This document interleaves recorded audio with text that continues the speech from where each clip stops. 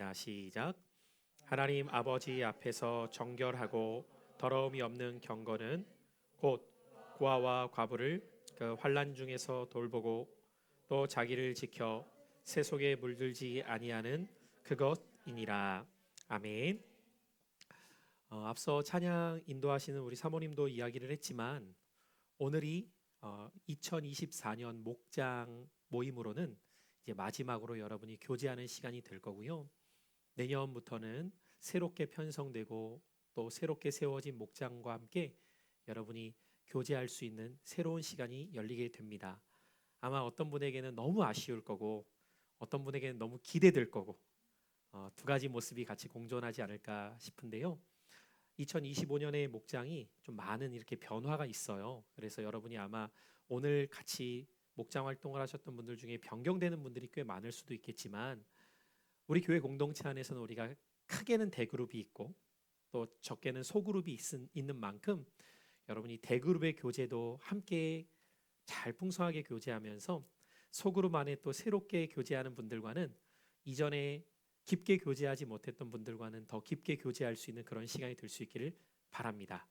네, 그러면서 오늘 이제 본래는 셋째 주가 우리가 원하트가 있는 주라서 목장 모임을 따로 갖지는 않았었는데 오늘이 이제 마지막으로 우리가 듣는 말씀을 중심보다는 여러분이 한 해 동안 목장 안에서 어떤 시간들을 서로 간에 교제하며 지내왔는지를 나누는 시간이 될 겁니다. 그래서 교회사 오늘 듣는 말씀은 목장 때 나누진 않는 만큼 더 잘 들으십시오. 나눔을 갖지 않으니까 더 잘 듣고 유익한 시간이 되기를 바라고요.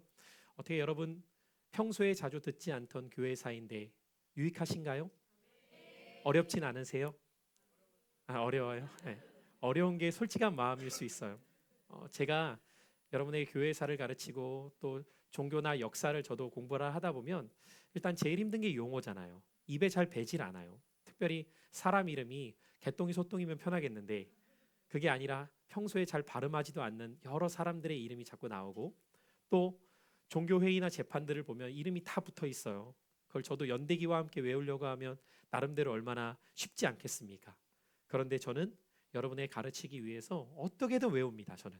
그리고 그걸 곱씹고 여러분에게 최대한 쉽게 설명하려고 노력을 하거든요. 그러니까 둘 중에 하나예요. 최대한 쉽게 설명을 해도 못 알아들으면 내가 못 알아듣는구나 할 수 있고 가르치는 제가 부족할 수 있고 그러나 서로 간에 노력해서 또 이 시간들을 잘 지나가다 보면 우리가 내년 중반쯤 되었을 때에는 초기 기독교부터 한국교회에 이르기까지 그래도 우리가 큰 틀 안에서 이런 흐름들이 있었구나 다 기억하지 않으셔도 돼요. 왜냐하면 여러분이 다 기억하면 제가 할 말이 없잖아요.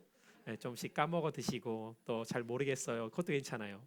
그런데 어떻게 그렇게 되었는지 흐름을 하나씩이라도 그렇게 기억해 놓으시면 맞아. 삼위일체라는 용어가 성경에는 없지만 이렇게 만들어진 거지. 이단이라는 것이 이렇게 나타나게 된 거지. 그리고 오늘날 우리가 왜 이렇게 우리의 개신교와 천주교가 또 다름이 생겼는지를 여러분이 이제 자꾸 듣다 보면 알게 되거든요. 그래서 오늘은 특별히 수도원 운동에 대해서 여러분과 함께 다루면서 앞선 시간들을 잠깐 복습해 볼까요?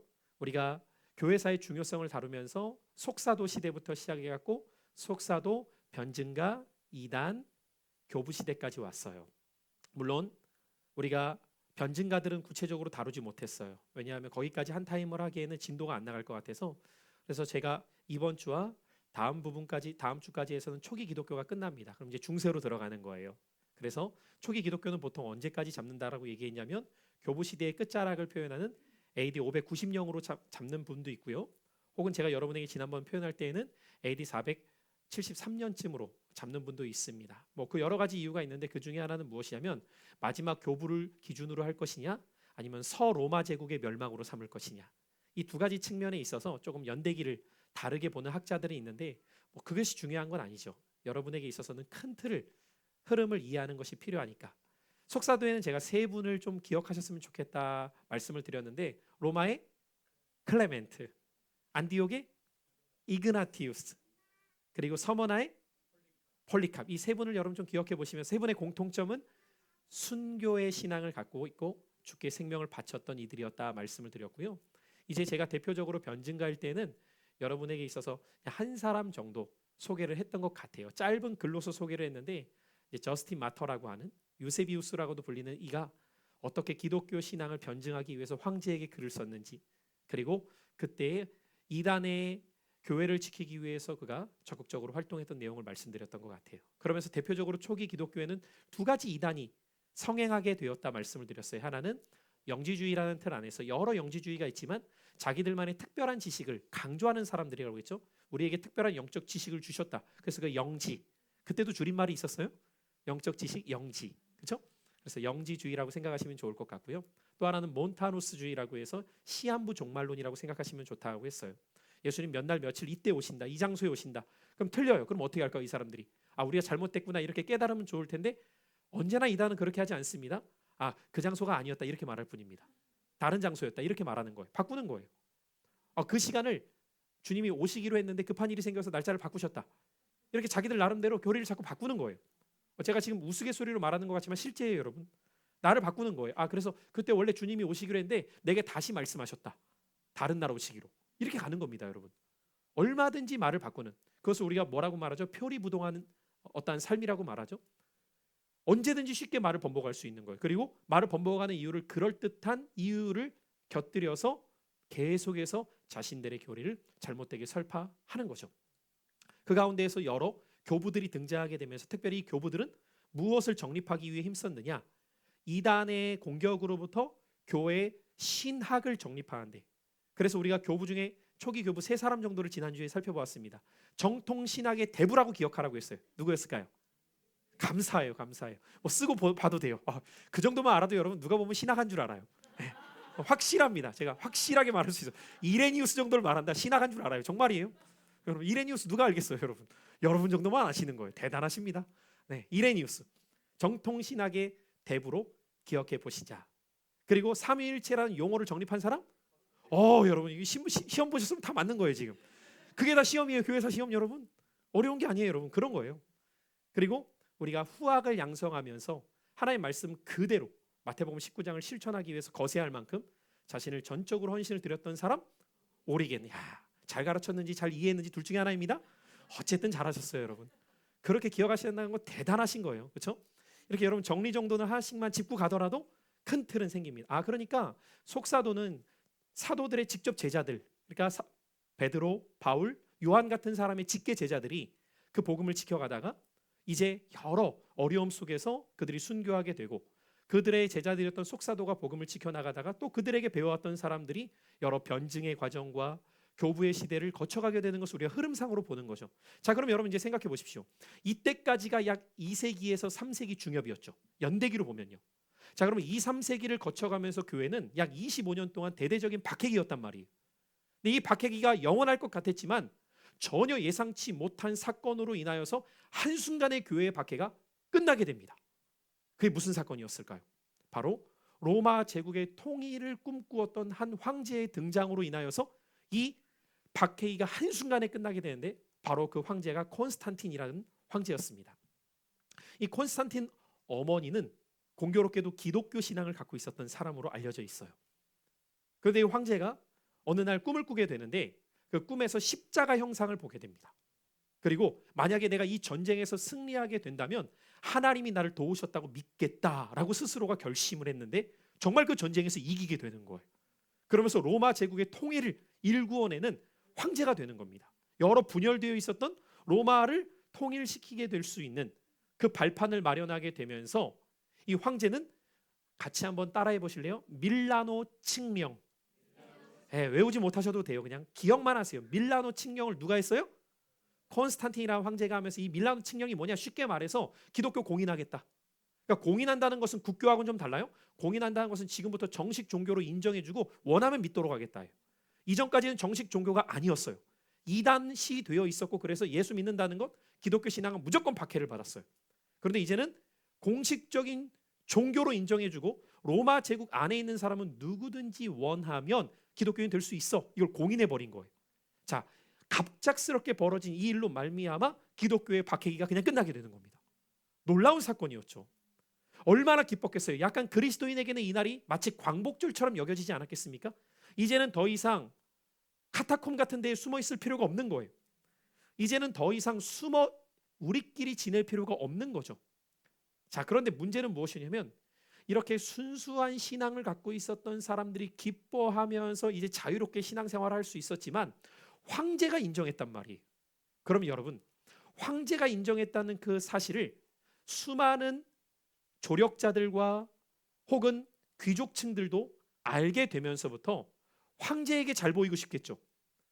그래서 이때부터 어떤 안타깝게도 변질이 일어나기 시작하냐면, 여러분 배우셔서 아시겠지만 초기 기독교에는 기독교인이 되려면 최소 3년여의 신앙의 검증의 시간이 필요했단 말이죠.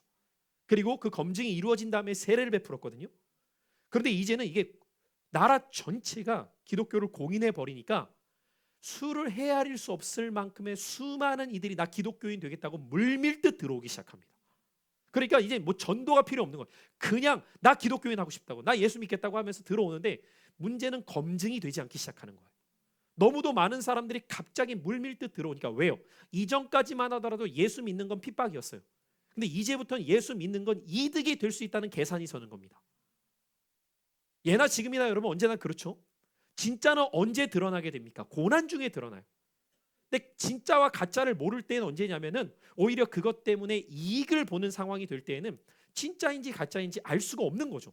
그러니까 수많은 믿음이 없는, 그냥 입으로만 나 기독교인 하겠다, 나 신앙생활 하겠다라고 해서 들어온 사람들이 오면서 교회가 점점 부패되어 가고 변질되는 일들이 발생하기 시작하는 거예요. 참, 그래서 우리가 교회사를 배우다 보면 이 아이러니함을 느끼기 시작하는 거예요. 무조건 수가 느는 것이 복일까? 여러분 어떻게 생각하세요? 무조건 사람이 많아지는 것을 좋다고 말할 수 있을까요? 이를테면 여러분, 그것을 오늘 이 시대로 말하면 이렇게 표현해 볼 수 있겠죠. 오늘 이 시대에 지금 한국교회 위기 중에 하나를 이렇게 말합니다.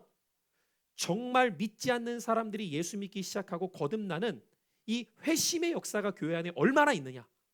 거의 없어요. 솔직히 안타까운 말이지만. 우리 호재 축복해요? 정말 여러분 이런 일들이 당연시 돼야 되거든요. 신앙생활을 안 했던 사람이 그 공동체에 와서 예수님을 알아가는 기쁨 속에 믿음을 가져가는 여정들이 있는 것이 보편적이어야 되는데, 어느 순간부터 한국교회도 우리가 소위 표현하는 수평 이동이 거의 다입니다. 그래서 새로운 분들을 만나보면요, 딱 교제해 보잖아요. 신앙생활 해오셨나요? 그러면 10명 중에 9분은 했었습니다, 해오고 있다가 교회를 찾고 있습니다, 이런 경우예요. 지금 근래에 저희도 이렇게 새로운 예배 때 방문하는 분들의 얼굴들이 보이죠. 그분들을 만나서 교제해 보면 교회를 찾고 있거나 혹은 본교회에 못 가서 오신 거예요. 이런 경우들이 대부분이지, 그냥 믿지 않는 사람들이 들어오는 경우는 흔치 않다고 그래요. 그럼 여러분, 저희처럼 이런 작은 공동체에도 그런 사람들이 있는데 큰 교회는 어떨까요? 실제로 제가 용인에서 목회하는 어떤 목사님에 대한 말씀을 들었는데, 거기는 예배당을 정말 멋지게 잘 지었어요. 한국교회 건축 10대 상에 들 만큼 정말 멋지게 잘 지으신 교회거든요. 그분 말씀, 한 주에 새로운 사람이 50명씩 옵니다. 한 주에 그냥 50명씩 기본 방문자가. 자, 여쭤볼게요. 믿지 않는 사람일까요? 교회를 다니는 사람일까요? 안타깝지만 그 안에서 믿지 않는 사람은 거의 없습니다.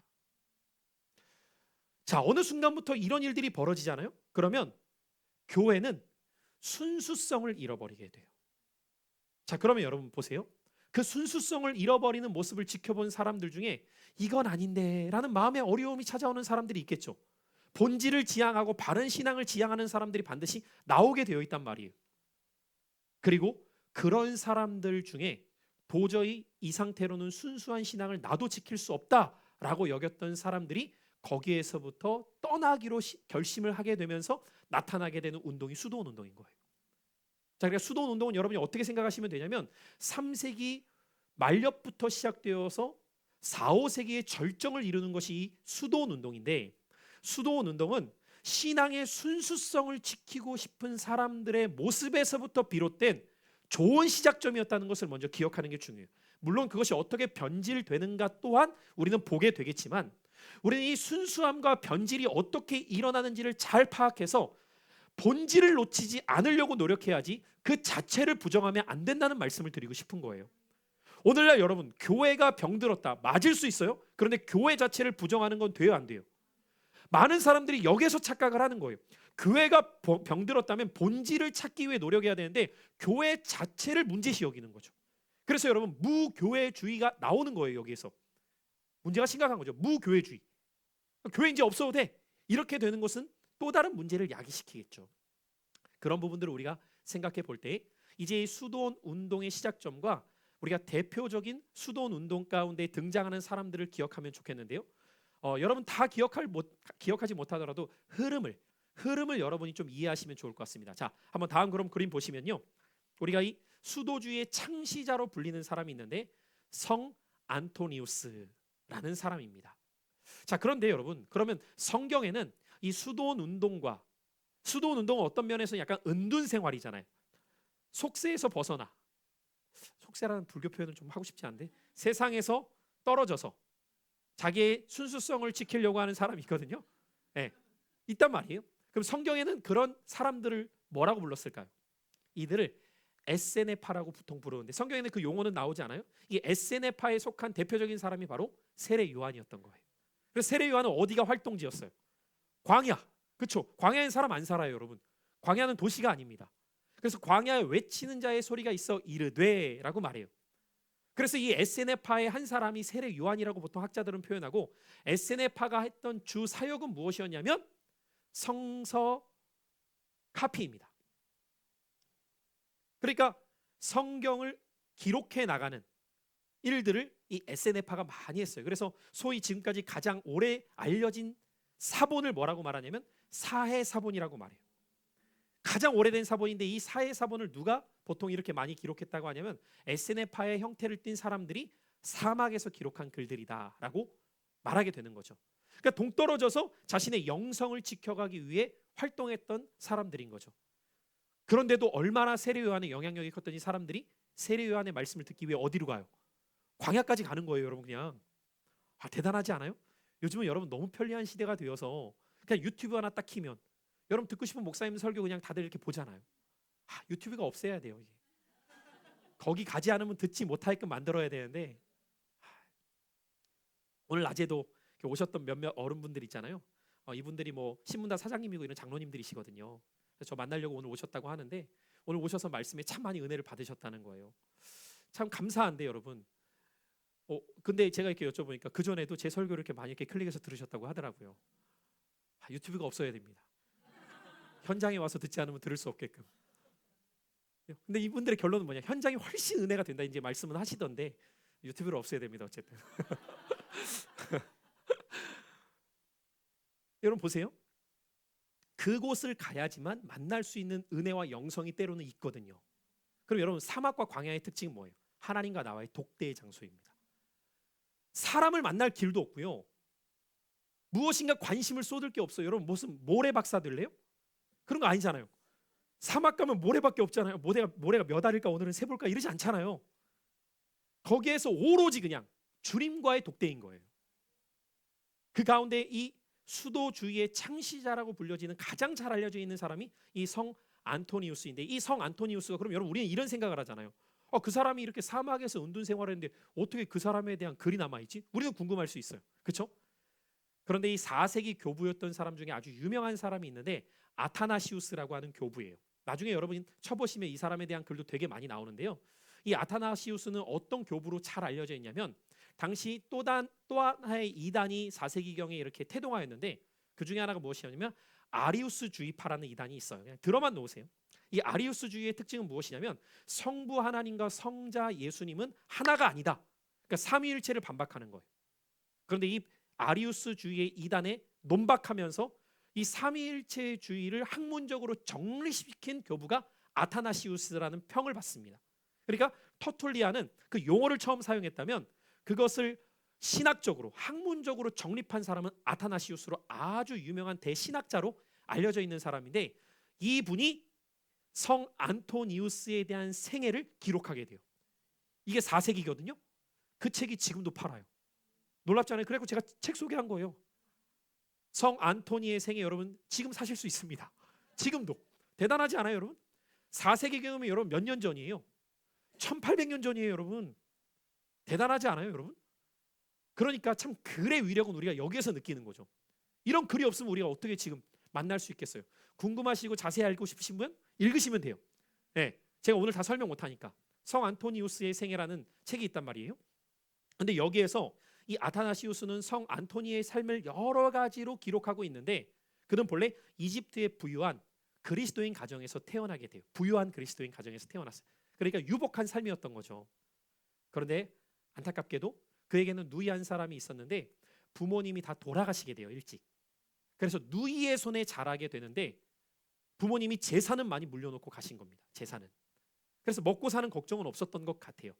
그렇게 누이와 함께 살아가다가 어느 날 교회에 가서 말씀을 듣다가 하나님께서 은혜를 주신 말씀을 만나게 되는데 그것도 또한 마태복음 19장이 좀 위험한 것 같아요. 오리게는 마태복음 19장 말씀을 읽다가 고자가 됐거든요. 근데 성 안토니는 마태복음 19장 21절, 오리게는 마태복음 19장 12절이었는데 12절을 뒤집으면 21절이잖아요. 21절을 읽다가 하나님 말씀에 즉각적으로 순종하게 돼요. 집에 가서 찾아보세요. 무슨 말씀일까요? 성경 퀴즈. 마태복음 19장 21절은 무슨 말씀일까요? 찾지 마세요. 뭘까요? 네, 하나님 나라를 위해서 가난한 자들을 위해 재산을 다 팔아 나누어 주고 너는 나를 따르라는 말씀이에요. 그러니까 안토니가 이 말씀을 듣고 그대로 순종합니다. 모든 재산을 다 팔아 정리한 다음에 가난한 사람들한테 다 나누어 주고 자신은 수도사의 길로 들어갑니다. 나는 이제부터는 예수님만 바라보며 살겠다. 제가 일전에 우리 성도들과 또 청년들과 함께도 저 강화도를 갔잖아요. 근데 그 강화도에서도 복음을 듣고 은혜 받아갖고 이렇게 행한 종순일이라고 하는 목사님이 계세요. 원래 본명은 아니에요. 근데 계명을 한 게 종순일인데 자신의 부유했던 그가 모든 재산을 팔아 동네 가난한 사람들에게 나눠주고 빚진 사람들은 문서를 다 태워버려요. 그리고 강화 전 지역을 다니면서 복음을 전하다가 하나님의 부르심을 받았던 사건이 있었어요. 그래서 지금도 강화를 가면 복음화율이 굉장히 높아요. 때마다 하나님께서 이런 한 사람의 마음 가운데 감동을 주신 일을 통해 하나님의 나라의 미랄이 되게 하시는 일들이 있습니다. 그 중에 한 사람이 교회사 쪽으로는 이 성 안토니라고 하는 수도사였던 거죠. 그래서 그는 사막으로 들어가서 혼자 생활하기 시작해요. 그런데 혼자 생활하면서 그가 결심했던 것 중에 하나는 무엇이었냐면 나는 하나님께 집중하기 위해서 세상의 즐거움을 다 끊겠다. 그것을 우리가 뭐라고 말하게 되냐면 금욕주의라고 말하게 되는 거예요. 세상의 즐거움을 다 끊겠다. 그래서 그는 이때부터 평생 동안 술, 고기와 포도주를 입에 대지 않습니다. 여러분 보통 고기 좋아하는 분들 우리 김겸 집사님 재앙이죠. 그러지 않겠어요? 평생 고기와 포도주야 우리야 뭐 참겠더라 뭐 그다음 뭐 콜라 먹는 건 아니에요. 모든 즐거운 것들 내가 먹고 싶은 것들을 다 끊어야 돼. 고기와 포도주를 입에서 끊어. 그렇게 여러분 몇 년간을 지내는지 아세요? 사막에서 90년을 지냅니다. 굉장히 오래 살았다는 거죠. 그래서 성 안토니는 실제 몇 세까지 사냐면 105살까지 살아요. 참 고기와 또 그게 고기와 그러니까 포도주 갖고 그런 건 아닌데 어떤 사람은 또 그거 고기 안 먹고 포도주 안 먹으면 오래 살까? 아니에요. 그 사람은 당뇨에 죽을 수도 있으니까 여러 가지 그건 거기에 꼭 맞출 필요 없지만 그리고 이 안토니에 대한 글을 보면 참 놀라운 것은 105세에 죽기 전까지 마치 모세가 그런 것처럼 건강을 잃지 않았대요. 시력과 치아가 온전했대요. 대단하지 않아요? 105살까지? 그러다가 하나님의 부름을 받았다는 거예요. 그에 대한 명성이 차츰차츰 사람들에게 전해지기 시작하니까 순수한 신앙을 지키려고 했던 사람들이 어떤 일을 하기 시작할까요? 자기도 운둔자가 되는 거예요. 사막으로 나가기 시작하는 거예요. 성 안토니를 만나려고 처음엔 나갔는데 안토니가 안 만나줘요. 자기는 사람을 안 만나는 거예요. 그러니까 나간 은둔자들이 저마다 다 어떤 사람은 동굴에서 어떤 사람은 안막에서 그냥 자기 생활할 곳을 만든 다음에 혼자 지내는 겁니다. 그리고 안토니를 본받고 싶어 하겠죠. 본받고 싶어 하니까 안토니가 무슨 생활? 금욕주의 생활. 이걸 따라하기 시작하는 거예요. 자, 여러분 보십시오. 남이 한다고 무작정 그냥 따라하게 되면 나중에 본질은 빠진 채 변질이 되죠. 그러니까 이 금욕이 나중에는 어떤 형태가 되냐면 말도 안 되는 경쟁의 형태가 됩니다. 누가 더 거룩한가가 누가 더 금욕주의적인가로 흐르기 시작하겠죠. 그럼 여러분 어떻게 되냐면 이렇게 고기와 포도주만이 아니라 이제는 금식이 보편화되기 시작하네요. 누가 더 오랫동안 금식할 수 있느냐가 약간 경건의 모양이 되는 거예요. 이해되시죠? 그러니까 점점 이런 금식이 심해지고 고행이 심해지기 시작하는 거예요. 자, 잘 생각하세요. 나중에 이게 어떻게 루터 시대까지 연결되나 여러분 들어보시면 알아요. 어떻게 고행을 하느냐에 따라서 그의 경건의 모습이 나타나는 것처럼 되어버리는 거예요. 그래서 나중에는 4세기경에 이르면 어떤 사람들까지 등장하는지 아세요, 여러분? 주상고행자까지 등장하기 시작합니다. 주상고행자가 뭐냐면요, 다음 그림을 한번 보면 이해됩니다. 그림을 좀 작게 말했는데 여러분 보이는 밑에 돌이 뭐냐면 탑이에요. 탑을 쌓아요. 돌로. 탑을 쌓은 다음에 평생 동안 땅을 안 밟아요. 저 탑에서만 삽니다. 저걸 주상고행자라고 해요. 저 탑을 어떻게 쌓는지 아세요? 내 몸에 딱 맞게끔 쌉니다. 왜 딱 맞게끔 쌓는지 알아요? 이 사람들은 평생 앉거나 눕지도 않기 위해서예요. 여기에다 내 몸을 딱 맞게끔 한 다음에 평생 저렇게 서서 살다 죽습니다. 이 사람들을 주상고행자라고 해요. 대단하죠. 이 주상고행자 중에 대표적인 사람이 시메온이에요. 그래서 지금도 천주교는 이 시메온을 성자로 여겨요. 실제로. 여러분 글이 보이세요 혹시? 잘 안 보이시죠? 보이면 읽었으면 좋겠는데 잘 안 보이니까 안 읽을게요. 도와주십니까? 괜찮아요. 시간 관계상 넘어갈게요. 네. 시간 관계상. 그래서 이 시메온이라고 하는 사람이 4세기경에서 5세기경으로 넘어갈 때 어떻게 하냐면 이 주상고행이라고 해서 평생을 서서 지냈는데 이 사람이 69세에 죽거든요. 근데 실제로 이 사람은 처음부터 그냥 고행해야지가 아니라 진짜 영적으로 내가 하나님 앞에서 깨어있기 위해서 노력해갖고 이렇게까지 간 거 아니에요. 그래서 실제로 여러분 교회사의 글을 보면 이 주생고행자였던 시메온에게 하나님께 주신 대표적인 은사가 있었는데 병고침의 은사였습니다.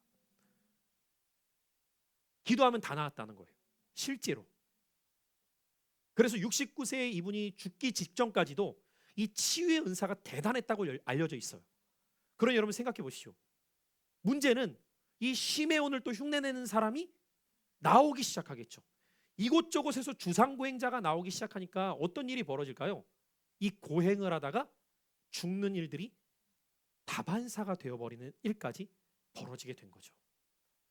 자, 그러니까 여러분 때로는 하나님께서 우리에게 어떤 강력한 마음을 주심으로 인하여서 거룩과 경건의 삶을 위해서 우리가 할 수 있는 마음을 주실 때가 있어요. 이를테면 금식도 그렇죠, 여러분.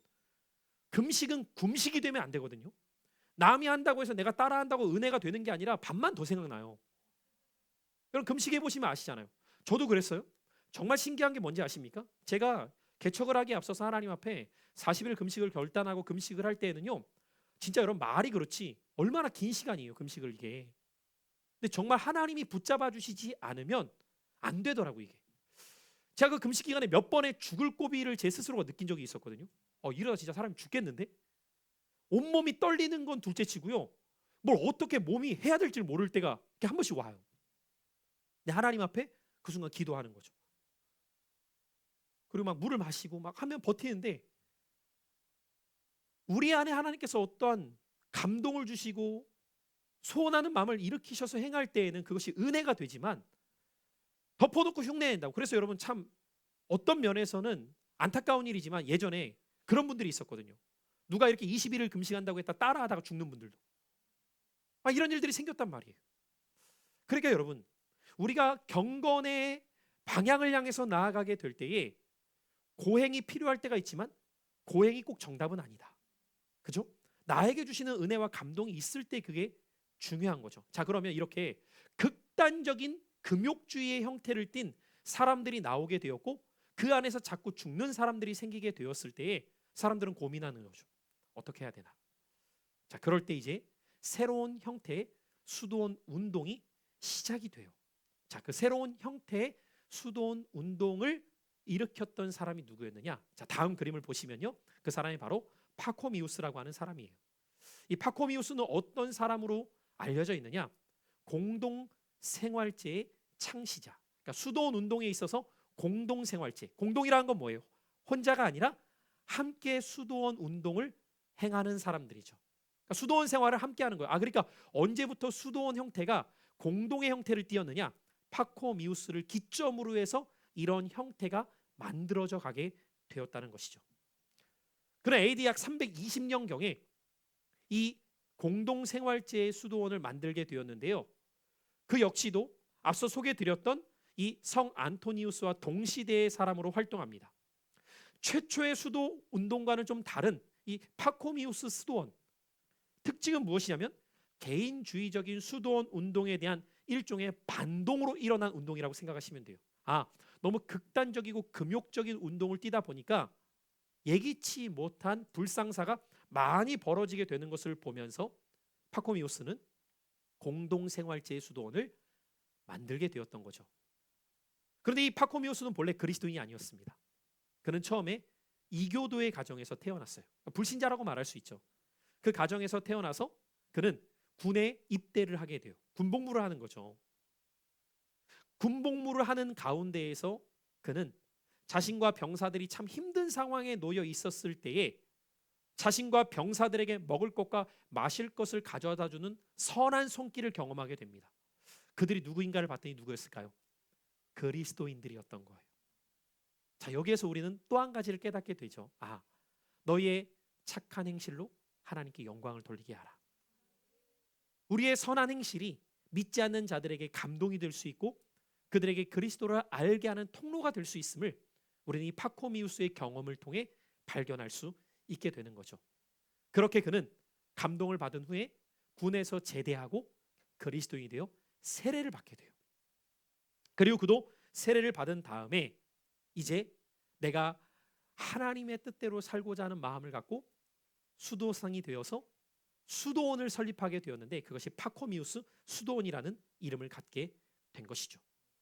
처음에는 이 파코미우스 수도원이 수십 명의 사람으로 시작이 되었는데요. 점차 늘어나기 시작합니다. 그래서 이 파코미우스가 죽을 때쯤 되었을 때에는 몇 명 정도까지 이르렀다고 얘기하냐면 약 3,000명에 이르렀대요. 어마어마한 거죠. 그래서 이 파코미우스는요, 이 많은 사람들을 한 번에 다 관리할 수가 없으니까 최초의 중앙 집권화 수도원을 만들어요. 그러니까 대그룹을 최대 300명으로 꾸립니다. 그래서 약 10개의 수도원을 중간중간 세우게 되면서 그 수도원을 관리하면서 한 그룹을 몇 명으로 만드냐면 적게는 22명에서 많게는 40명. 우리로 말하면 목장처럼 만드는 거예요, 그룹을. 그러면서 이 파코미우스 수도원은 이때부터 이제 공동생활을 하니까 여러분 항상 공동생활을 할 때는 뭐가 중요해요? 우리가 함께 생활하려면 뭐가 중요해요? 맞아요. 규칙과 규범이 중요해요. 그래서 파코미우스는 처음으로 수도원의 규칙과 규범을 세우기 시작합니다.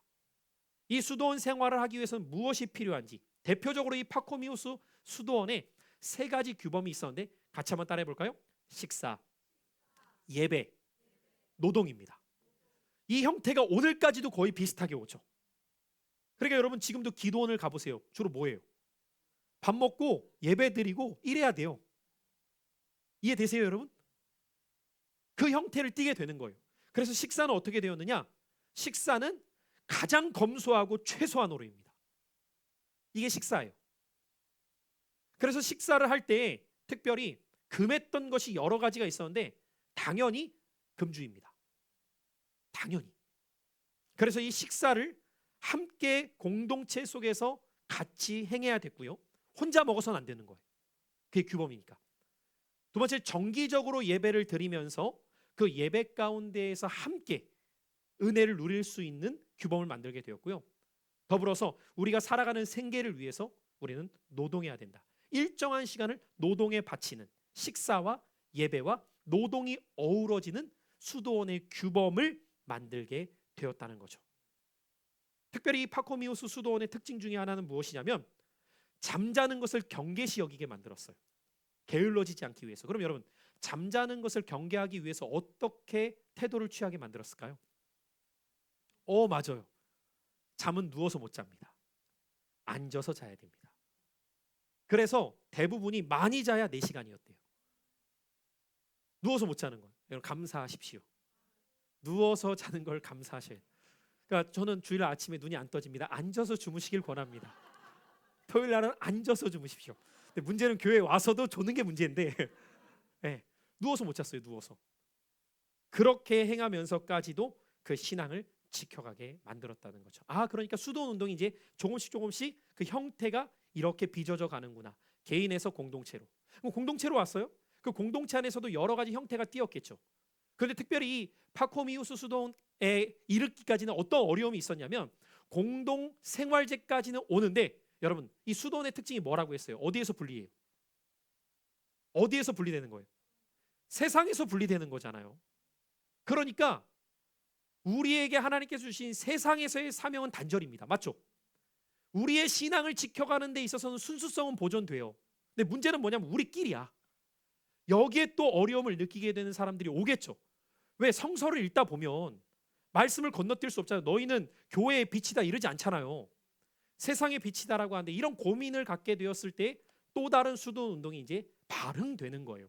그래 여러분 언제나 우리가 교회사를 보면 처음부터 완벽함은 없어요. 그러니까 우리가 역사를 배울 때에도 그런 이야기들을 많이 듣죠. 지금 우리의 잣대로 평가해서는 안 된다. 그 시대적 상황을 고려해야지만 그들이 왜 그럴 수밖에 없었는지에 대한 이해를 한다라고 말씀을 드리잖아요. 그러니까 처음 수도 운동의 시작은 신앙의 순수성이었어요. 나를 지키기 위해서. 그런데 나를 지켜나가는 걸 자꾸 하다 보니까 사명을 놓쳐버리게 되는 거예요. 내 믿음은 지키는데 사명은 놓치는 거죠. 그래서 그 다음 등장합니다. 세 번째. 어떤 사람이 등장하냐?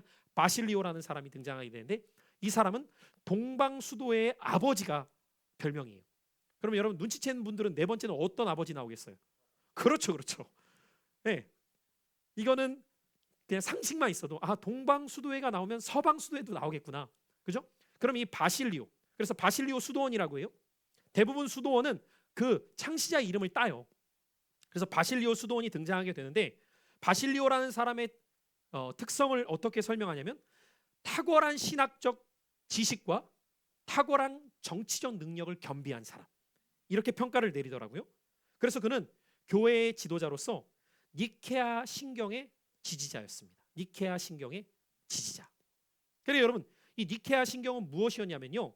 콘스탄티노 황제가 야 그러면 개신교가 가르치는 게 무엇인지 정립을 좀 해봐 라고 하면서 교회의 지도자들을 불러 모으거든요.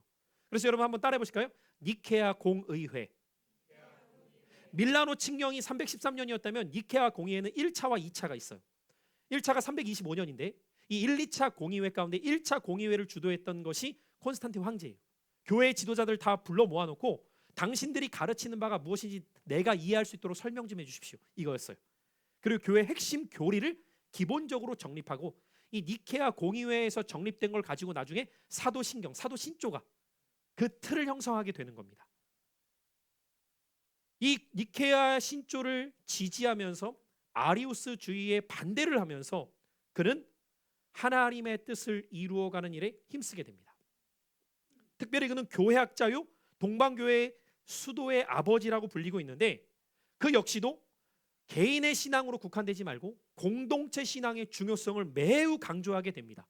그런데 그가 이제 파코니우스 수도회와 다른 한 걸음 더 나아가서 일으켰던 운동은 무엇이었냐면 신앙은 결코 개인 구원에 국한되어서는 안 되고 사회의 공헌까지 이어져야 된다.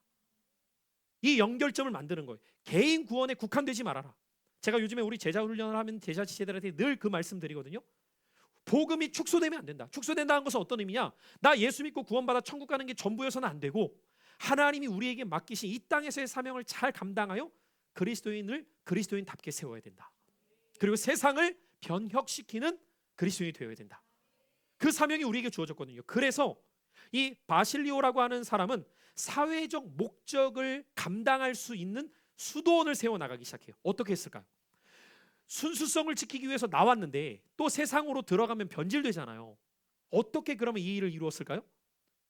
여러분이라면 어떻게 하겠어요? 수도원 안에다가 다 만듭니다. 뭘 만드냐? 학교를 만들고요. 병원을 만들고요. 교육시설을 만들고 다 만들어서 지나가는 사람들이 들려서 교육받고 가고 지나가는 사람들이 들려서 고침받고 가고 지나가는 사람들이 들려서 구제받고 가고 다 들려서 받고 갈 수 있게 해줘요. 우리가 들어갈 수는 없으니까. 이해되십니까? 그러니까 사회에 공헌할 수 있는. 왜냐하면 그 당시에는 나그네들이 되게 많았거든요. 돌아다니는 나그네들이 많았는데 이들의 필요를 채우기 위하여서 그들을 위해서 숙소도 짓고요. 병원도 짓고요. 진료소도 짓고요. 학교도 짓고요. 구제기관들을 다 지어요. 대단한 거죠. 어떤 면에서는. 그래서 여러분 나중에 우리가 중세쯤 오잖아요. 당대의 석학들은 다 어디에서 나오는지 아십니까? 수도원에서 나옵니다. 왜 그럴까요, 여러분? 한번 생각해 보세요. 왜 당대의 석학들은 다 수도원에서 나올까요? 이유가 어디 있을까요, 우리 상우 집사님? 왜 그런 석학들이 수도원에서 다 나올까요? 잘 모르겠어요? 자, 이렇게 예를 들어 볼게요. 우리 상홍 집사님 보고 오늘부터 1년 동안 고시원에만 있으래. 그럼 뭐 해야 돼요? 다른 거 관심 가질 수가 없어요. 스마트폰 빼고 고시원에만 집어넣어 보세요. 할 수 있는 게 없어요. 그러니까 석학이 나오는 거예요, 여러분. 이해되십니까? 다른 데 관심을 두거나 관심을 가질 것들이 없어요. 할 수 있는 게 없어요, 거기서는. 모래 셀 거예요? 아까 말씀드렸지만 없잖아요. 그러니까 그냥 파는 거예요. 그러니까 자기가 거기에 관심을 두는 사람들 중에 뛰어난 사람들이 한 명씩 나오는 거죠. 다 나올 수 없으니까. 거기서도 뭐 잘못된 사람들이 있었겠죠. 뭐 우리나라 역사로 말해본다면 태종이 자녀들을 키울 때 그랬다면서요. 너희들은 정치에 관심 두지 말아라. 너희들 하고 싶은 거 아무거나 해. 그랬더니 진짜 아무거나 하는데 아들 중에 하나인 이도는 책 읽는 게 관심이야. 우리는 이해할 수 없는. 왕의 자녀로 아무거나 다 할 수 있는데 걔는 관심이 책 읽는 거야, 그냥. 그리고 얼마나 책을 읽었으면 시력을 멀뻔해가지고 아버지가 열받아갖고 책을 다 빼버렸대잖아요. 근데 아버지가 빼버린 책 중에 하나가 문틈에 딱 낀 거야. 그걸 몰래 이렇게 숨겨가지고 이불 속에 들어가고 한 책을 1000번 봤대잖아요. 그게 이도였대요. 그런 자녀들이 나올 줄 믿습니다. 누군가는 나오겠죠. 다는 아니어도 누군가 나올 수 있잖아요. 그런 사람들이 한 명씩 나오는 거예요. 그런 사람들이 당대에 걸출한 석학으로 복음을 위해, 하나님 나라를 위해 쓰임받기 시작하는 거죠. 그러니까 이 바실리오의 고민들을 한번 생각해 보세요. 어떻게 하면 이런 역할들을 더 감당할 수 있을까를 나름대로 고민하면서 또 한 걸음 발전을 시킨 거예요. 그게 동방수도의 아버지였던 바실리오의 귀한 역할이었더라. 자, 그런데 이 동방수도에뿐만 아니라 서방수도에도 아버지격으로, 아마 이분의 이름 한 번쯤 들어온 분들 계실 수도 있는데, 자, 다음 한번 볼까요? 베네딕트 수도원입니다. 조금 익숙하지 않아요, 여러분? 그래서 지금도 베네딕트 수도회라는 이름이 되게 많이 알려져 있죠. 왜냐하면 여러분, 이 책 같은 경우는 나중에 관심 있으면 한번 읽어보십시오.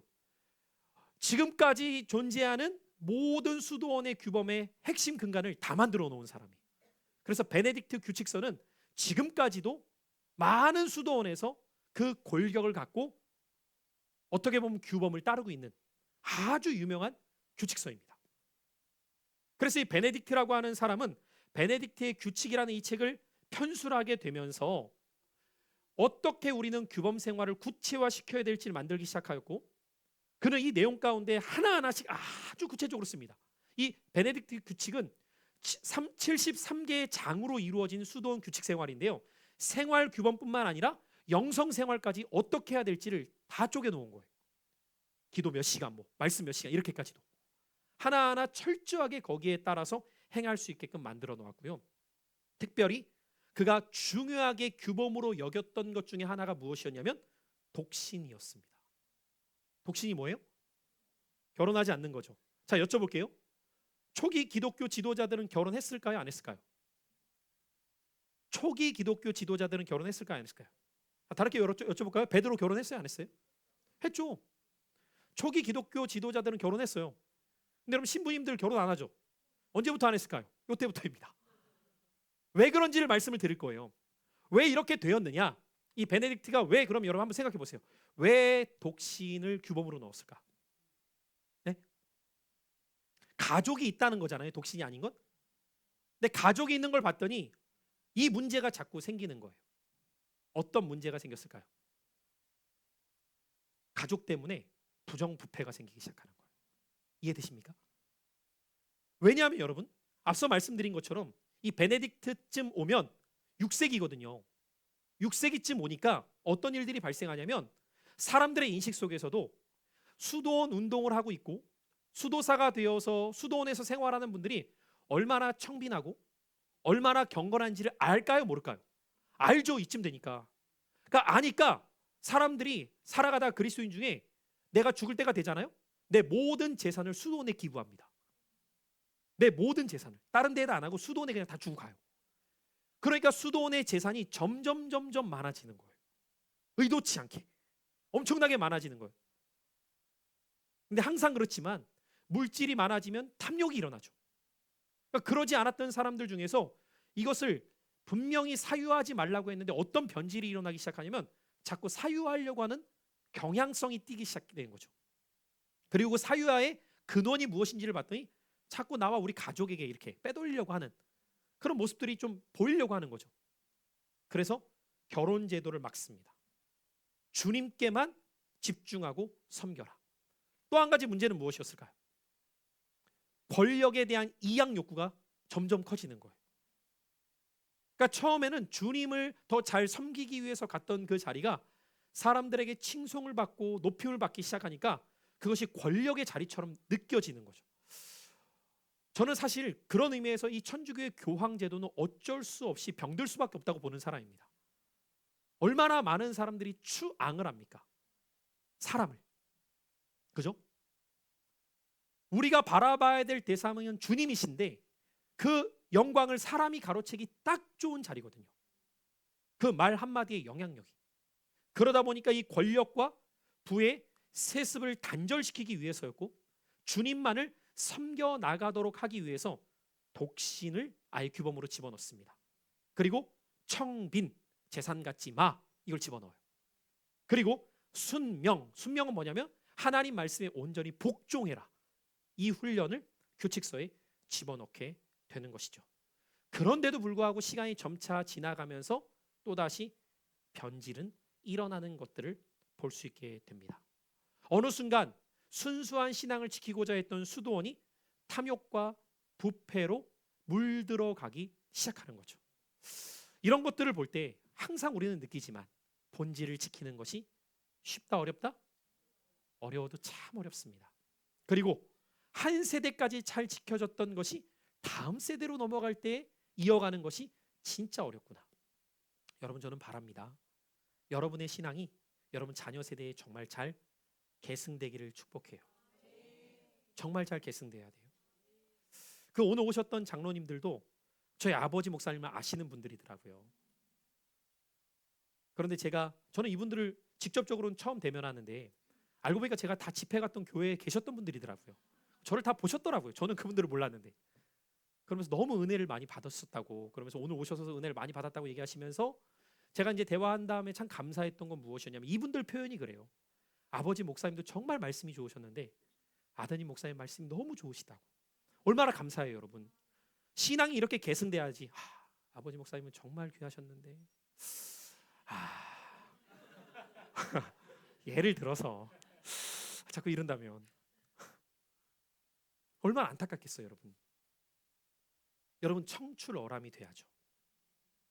저는 여러분 때보다 여러분 자녀 때 더 잘 되기를 축복합니다. 신기한 건 뭔지 아세요? 이런 말 할 때 싫어할 사람 아무도 없어요. 그게 부모의 마음이에요. 그렇죠? 그래도 여러분이 낫죠. 애는 별로예요. 이게 좋아요? 역시 내가 좋대. 와, 이런 부모 하나도 없어요. 그렇잖아요, 여러분. 청출어람. 그러면 어떻게 하셔야 돼요? 여러분이 바로 서 있기 위해 몸부림치셔야죠. 그것이 베네딕트 수도원의 특징이었어요. 자, 그런데 이렇게 점차적으로 흘러가는 수도회가 변질돼요. 그러니까 이런 변질 속에서 이제 13세기쯤 가보잖아요. 그러면 이제 두 수도회가 또다시 등장하게 되는데 그건 짧게만 다룰게요. 프란치스코회와 도미니크회입니다. 여러분, 프란체스코는 많이 들으셨죠? 여러분, 프란체스코가 어떤 사람으로 알려져 있냐면 앞에 성이 붙어요. 항상 세인트라고 붙는 이유는 대단한 영성가일 때 세인트를 붙이는데요. 이 프란체스코에 알려진 일화 중에 하나는 무엇이냐면 뭐 제자들이 말하니까 진짜였겠죠. 새와 대화를 했대요. 자연과 대화를 하고 소통이 됐대요. 어떻게 그게 가능한지 그래서 실제로 프란체스코에 대한 일화를 보잖아요. 새야 이리 와봐. 그럼 새가 날아와서 어깨에 앉는데요. 그럼 프란체스코가 뭐라고 말하면 얘가 짹짹하고 이렇게 대답을 하고 그랬구나. 이렇게 얘기를 맞는지는 저는 몰라요. 제자들이 그랬다고 하니까. 그래서 이 프란체스코도 엄청나게 청빈한 삶을 살았던 사람입니다. 근데 그냥 가난해서 청빈한 사람을 살면 그런가 보다 하는데 그 또한 부유한 상인의 아들이었거든요.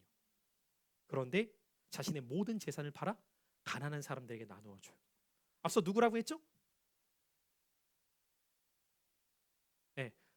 그래도 조금 전에 얘기했던 건 다음 주는 기억 못해도 조금 전에 말했는데 네. 그러한 사람처럼 자신의 것을 똑같이 행했던 것이 프란체스코죠. 그래서 프란체스코는 제자들에게도 재산을 소유하지 말아라 라고 권면했지만 안타깝게도 프란체스코 사후에 제자들이 이 문제로 싸웁니다. 재산 소유가 가능하냐? 안 가능하냐? 어떻게 되었을까요? 누가 이겼을까요? 가능하다가 이겨요. 그러니까 변질되죠. 안 가능하다 했으면 지금까지 순수를 지켰겠죠. 그러면서 여러 가지 어려움들이 나타나면서 프란체스코 정신은 사라진 프란체스코 회만 남아있어요. 참 안타깝죠. 이름만 남아있는 명목상 그리스도인처럼. 자, 다음 도미니크 교회는 어떨까요? 1216년경 탁발과 청빈의 정신으로 세워진 도미니크 교회입니다. 도미니크라고 하는 수도사에 의해서 시작되었는데 탁발은 무엇이냐면 구걸입니다. 그러니까 프란체스코회를 보면서 야 이것도 안 되겠다. 아예 구걸하면서 살아. 이렇게 된 거예요. 아예 빌어먹고 살아. 아무것도 갖지 말고 사람들한테 구걸하고 다녀. 그러니까 거지처럼 다니라 이거예요. 그런 운동을 펼칠 만큼. 그래 이 도미니크 교회는 학문적으로도 되게 훈련을 많이 시켰다고 해요.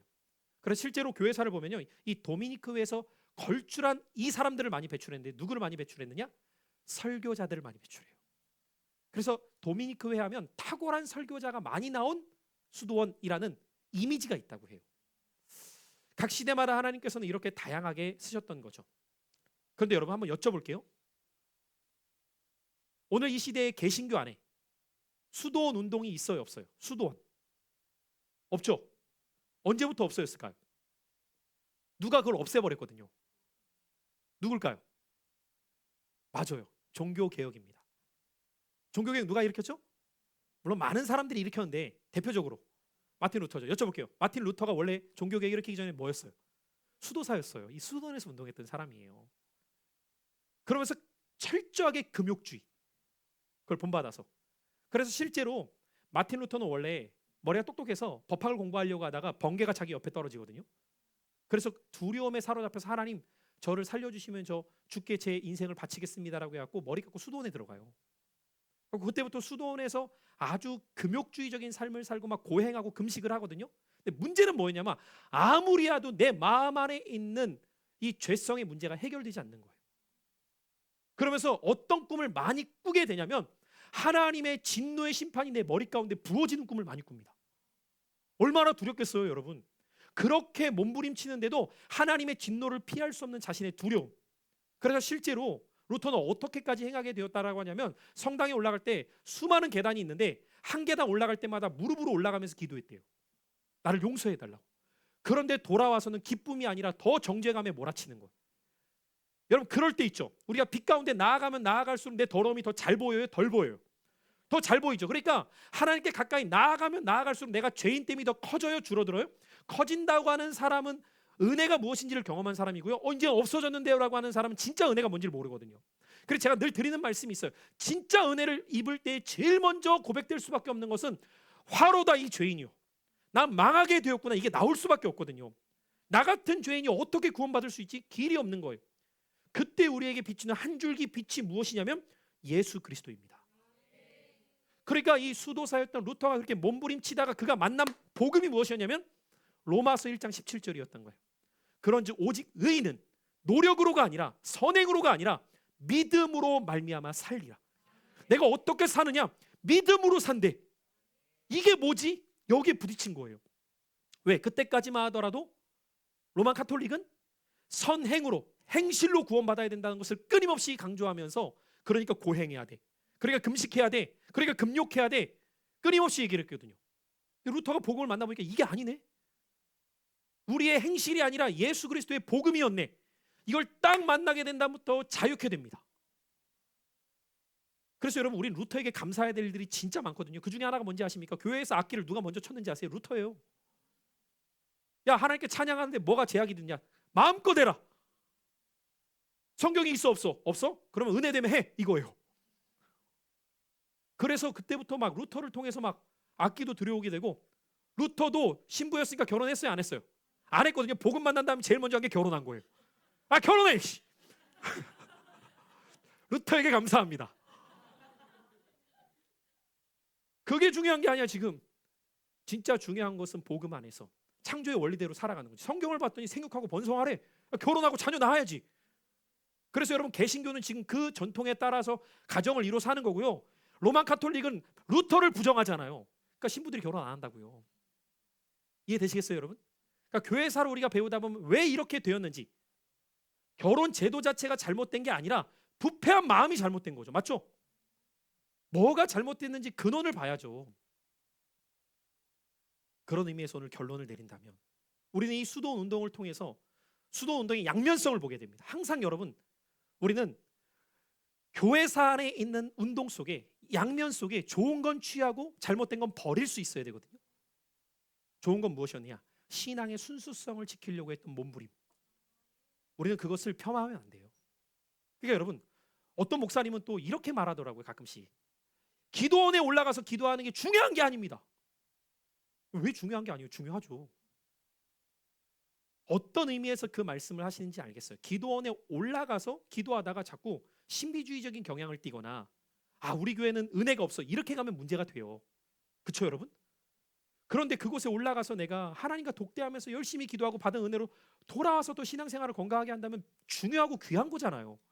기도원에서 기도하는 것 자체가 잘못된 게 아니라 그걸 잘못된 마음으로 받아들이는 그 사람의 마음이 새로워져야죠.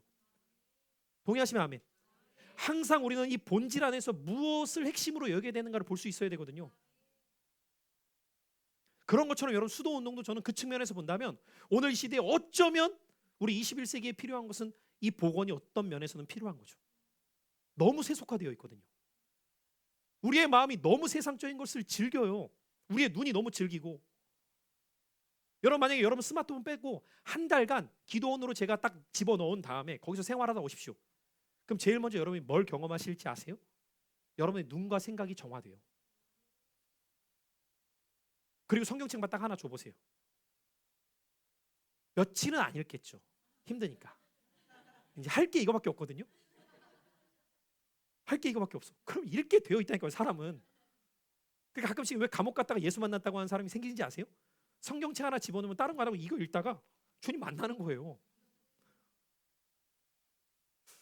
그래서 언젠가 한번 우리 수련회를 그렇게 한번 기도원으로 들어갔고 성경책 하나씩만 주고 독방을 줘서 한다는 게 아니고 뭐 그렇다 이거예요. 네. 그러나 부작용이 있었어요. 부작용은 무엇이었을까요? 우리가 이 부작용을 기억해야 돼요. 그 부작용은 세상에 대한 그리스도인의 책임의 회피였습니다. 세상에 대한 그리스도인의 책임의 회피. 여러분 우리는 세상과 동떨어져 살면 안 돼요.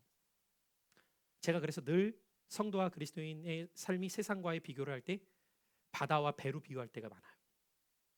바다는 배에게 있어서 필요한 존재지만 바다의 물이 배 안에 들어오면 배는 침몰합니다. 세상이라는 바다가 우리에게 침몰하지면 안 되지만 우리는 맞닿아 있는 거예요. 그것을 변화시켜가기 위해서 힘써 나가는 삶이 되어야 할 줄 믿습니다. 결론입니다. 이 수도원 운동 오늘 여러분 다시 한번 기억해 보면서 우리의 신앙은 과연 어떤 신앙인가? 그래서 언제나 신앙은 균형이죠.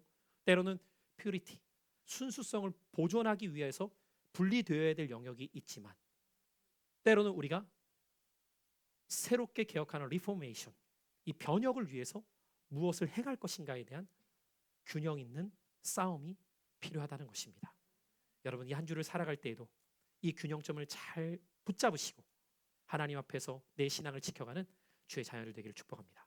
기도하겠습니다. 사랑하는 주님, 오늘도 이 수도원 운동을 우리가 함께 생각해 보며